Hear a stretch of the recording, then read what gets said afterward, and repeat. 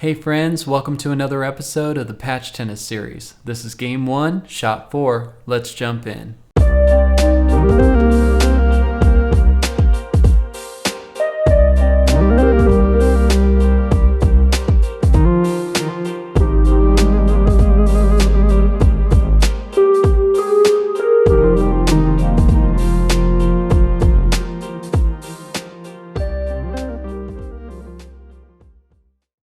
Once again, this series features myself and YouTuber Chalkwalk Music.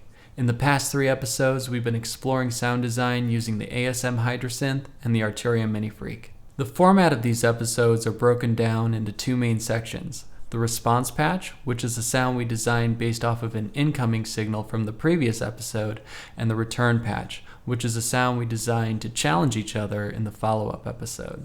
If this is your first time tuning in, I'll post episode 1 to the screen now, as well as a link to Chalkwalk's channel in the description below. Now let's check out this return patch from Chalkwalk, made on the Hydrasynth and placed to a complimentary video of his choosing.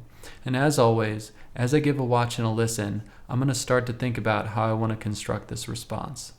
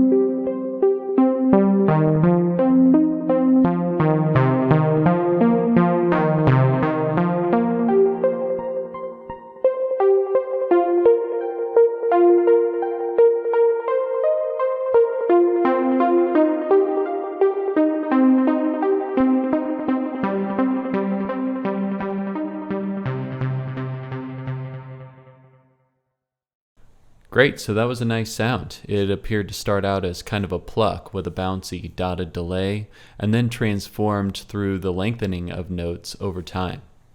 I heard maybe like a 3-octave range going on and a particular emphasis on voice panning. So if you are listening on stereo headphones, you'll notice the spread of those note voices along the stereo field, which is a great feature of the Hydrasynth. So I'm just going to go ahead and cycle through these oscillators and find a type that I want to work with today. Let's go ahead and enter the 2-operator FM. That's a 2-operator frequency modulation source.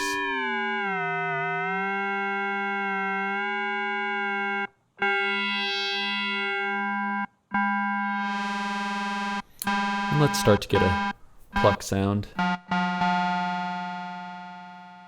Just by messing with the ADSR envelope.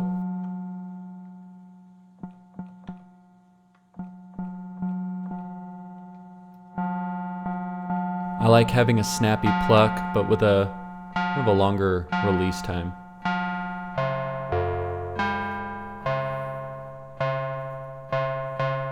I usually achieve this by reducing the cutoff and increasing the envelope amount. The filter to the envelope.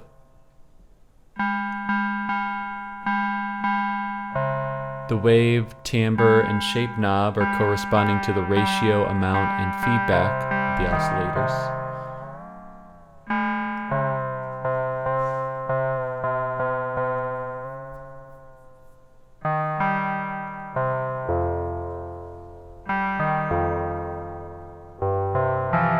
Already that's sounding pleasing to me, so I'm going to go ahead and hop over to the second oscillator and continue shifting around until I find something that can blend well with the 2-op FM.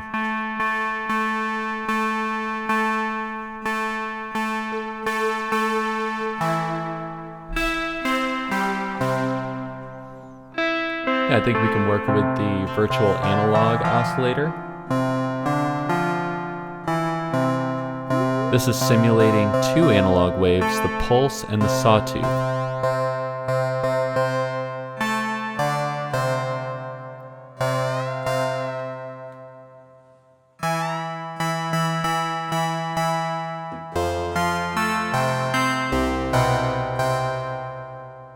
Let's go ahead and get an arpeggiator going. On the right hand side, I can change the tempo in which it's playing at. Slow it down a bit.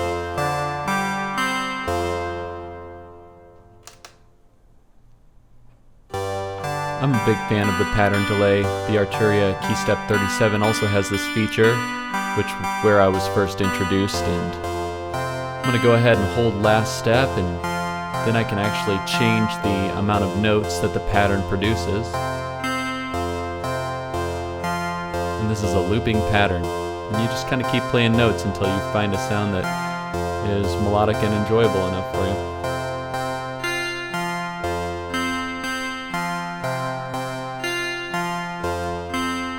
I increased it to a 2-octave range.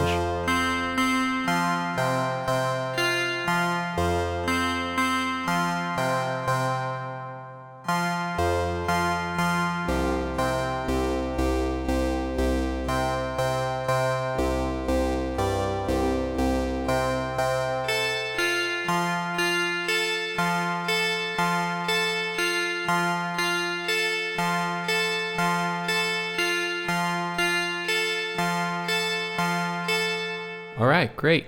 So what we're going to do now is maybe make our way into the macros.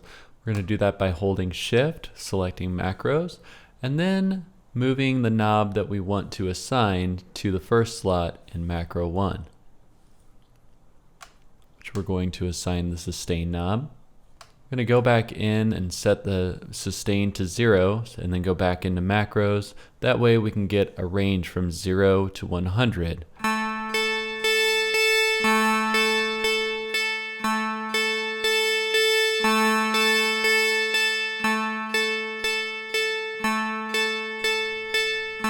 That's sounding good.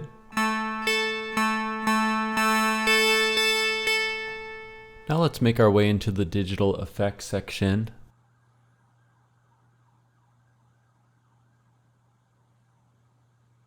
I'll add a bit of chorus. Time corresponds to rate, intensity to depth, and amount is the dry wet.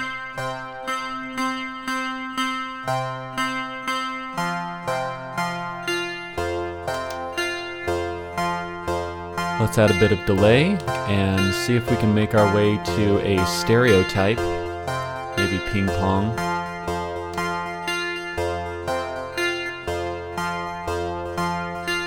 And let's have it ping pong sync to the tempo set with the arpeggiator.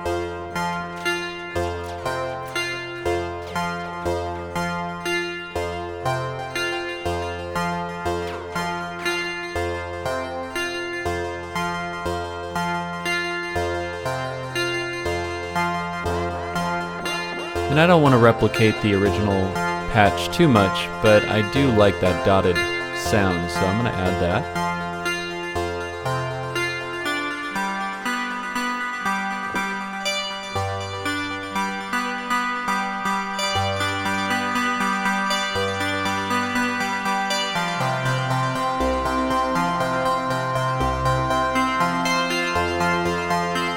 And let's make our way into the reverb section.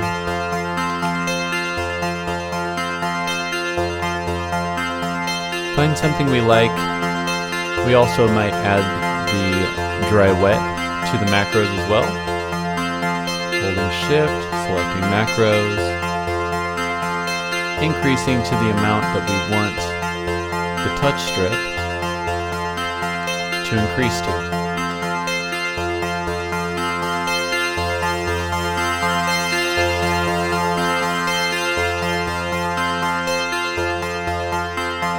Sounding pretty good.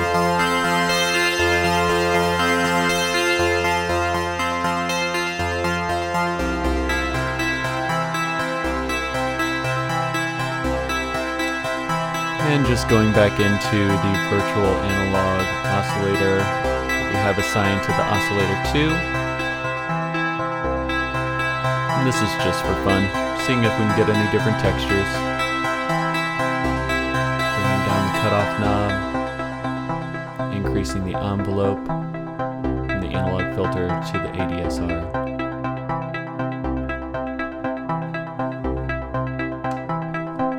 That gives us a nice pluck.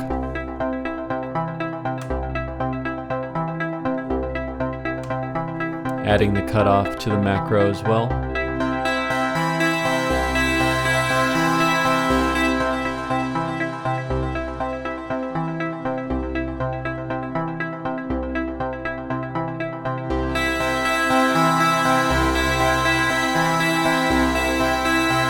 Now on the macro, we have quite a bit of dynamic range.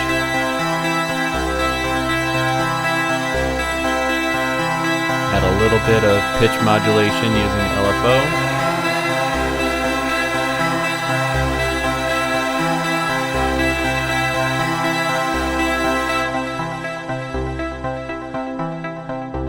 Just dialing that in the mod matrix.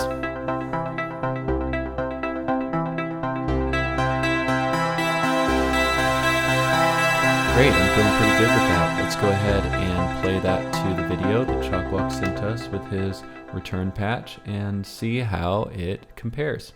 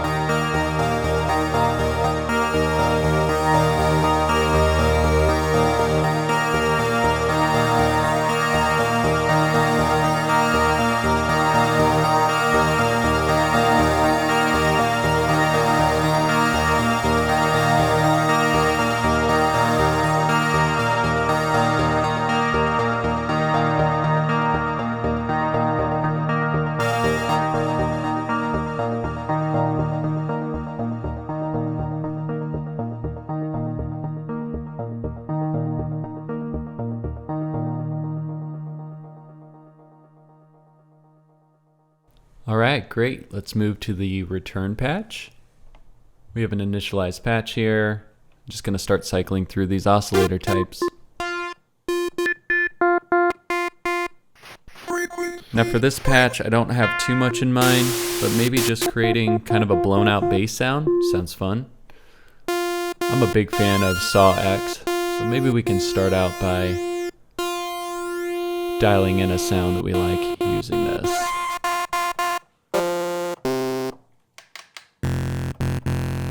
Bringing it down a couple octaves. Messing with the release knob.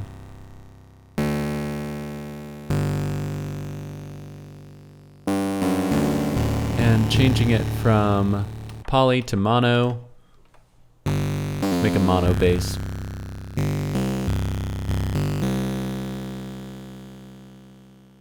Alright, let's go ahead and mess around with these different oscillator knobs.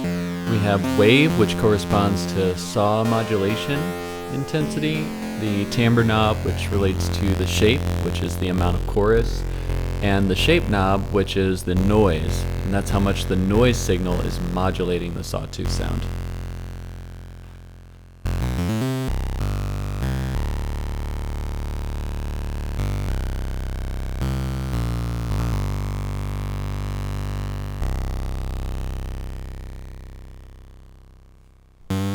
I think I'd like to change the bend range, so I'm going to click Sound Edit, go into the menu, and let's see if I can find it. We're going to go into Keyboard, and then you'll see bend range. It'd be nice if I could do like a 24 bend range, but 12 is fine, just 1 octave's fine.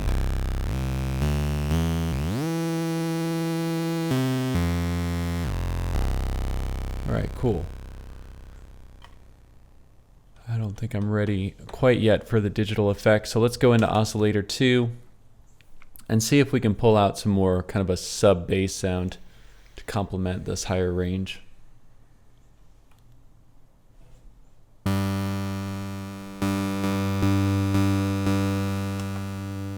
No rhyme or reason here, just kind of finding what sounds good.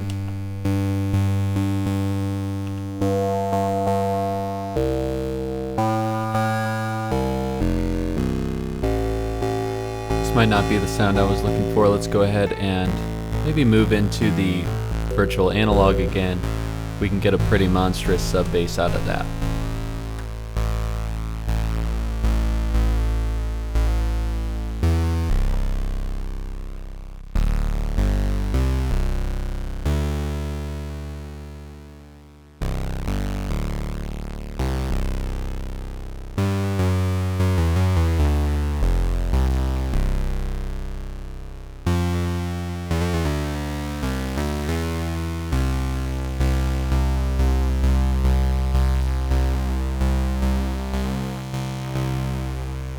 Ooh, the shape knob's nice. So let's see if we can modulate the shape knob. Sorry, the timbre knob that corresponds to shape. Move into the mod matrix. Holding assign 1 and moving the timbre knob.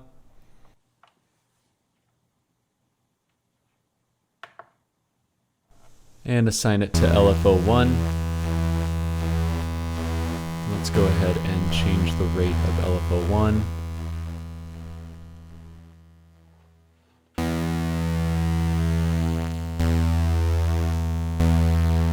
Alright, so I might go into Sound Edit into the LFO section and see if I can change the kind of LFO behavior. So let's take a look at our retriggering types. Poly keyboard, mono keyboard, just one.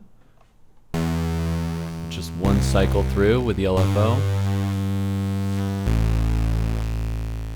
And I think if we wanted more control over just one full cycle of the LFO, I might mess around with the cycling envelope instead. So let's go ahead and shift, delete that LFO1 modulation, move up to cycling envelope. And let's see if we can dial that in.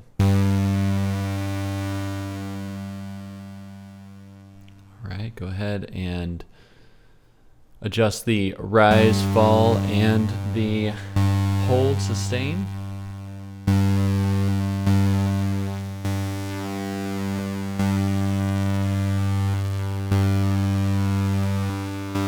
And you can start to hear that rise and fall of what the timbre knob's doing, which is changing the wave shape of the pulse. So it's kind of making, starting out as a narrow pulse to a square wave.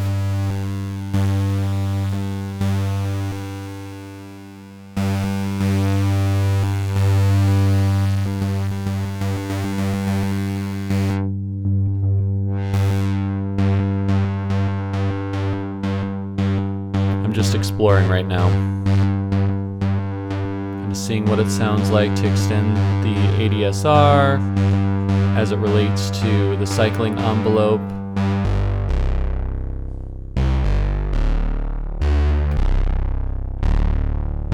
That's sounding pretty good.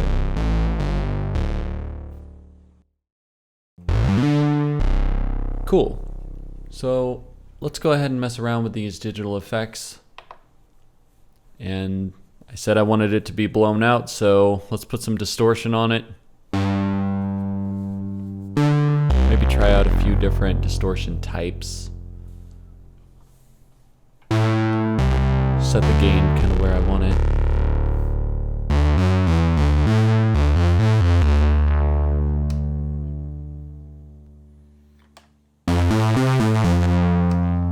Soft clip.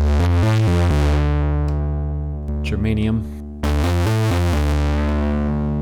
dual fold,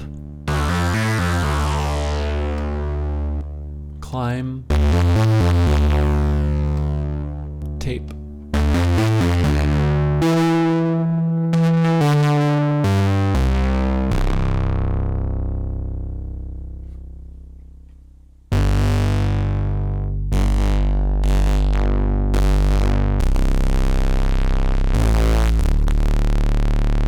Cool.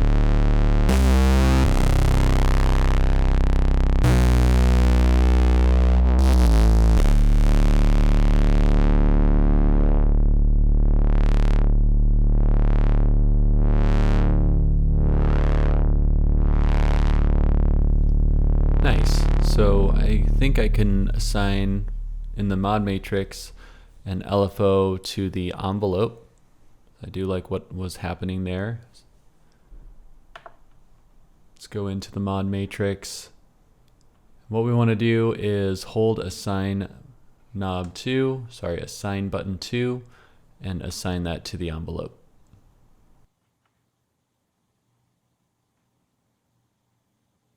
And we're going to modulate the envelope using LFO1.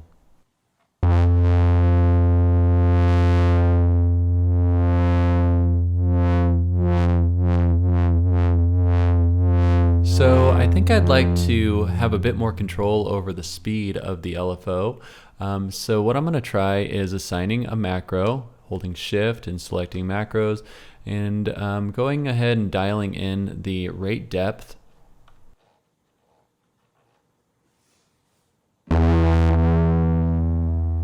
And seeing what we can do here.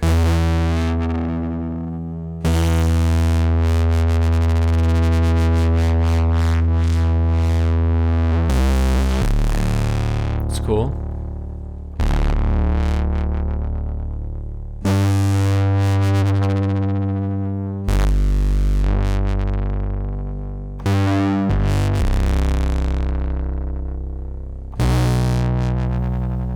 Cool, so you can hear that we can get experimental, but also give a bit of that dub vibe if that's what you're looking for.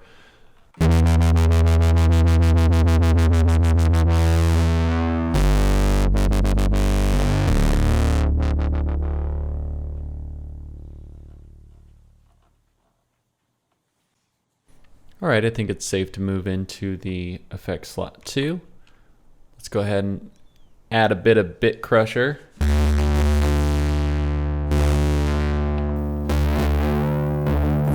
Time knob relating to decimate and intensity knob to bit depth, and the amount is your dry wet.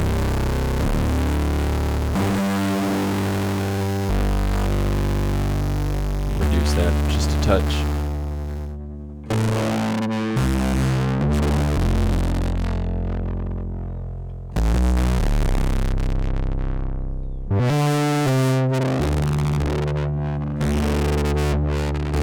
Go ahead and make our way into effect slot 3. Kind of seeing what the options are.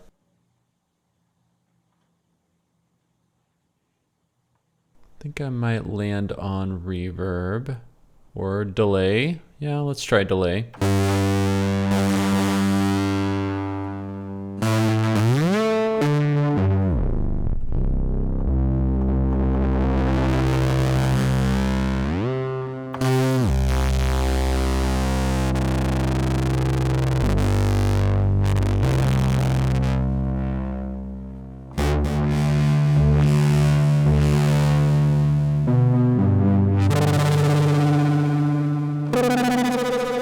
Hear how it sounds as a lead as opposed to a bass?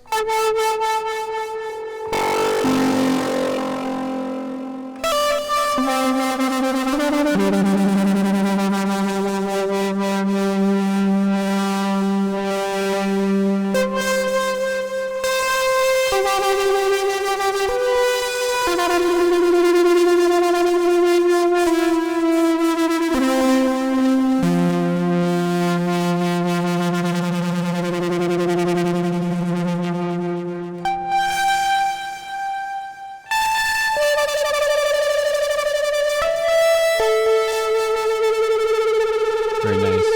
Just go ahead and dial that delay to taste. You can change the type. Let's go ahead and make it, yeah, maybe a filtered ping pong.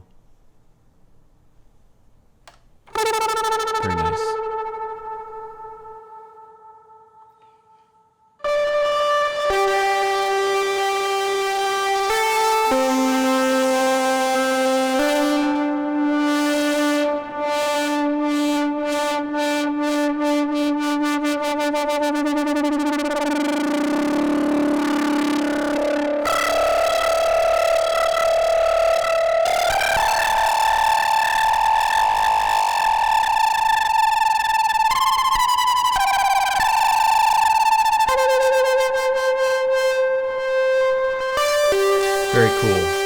like how I can use it as a bass or as a lead line. So I'm feeling like this is a good stopping point. I'm going to go ahead and put that to a short performance, place it to a video, and send that to Chalkwalk for the next video. I want to thank you for checking this episode out. If you found it helpful, please leave a comment and be sure to like and subscribe. It really does help out. With that being said, I'll see you in the next one. Peace.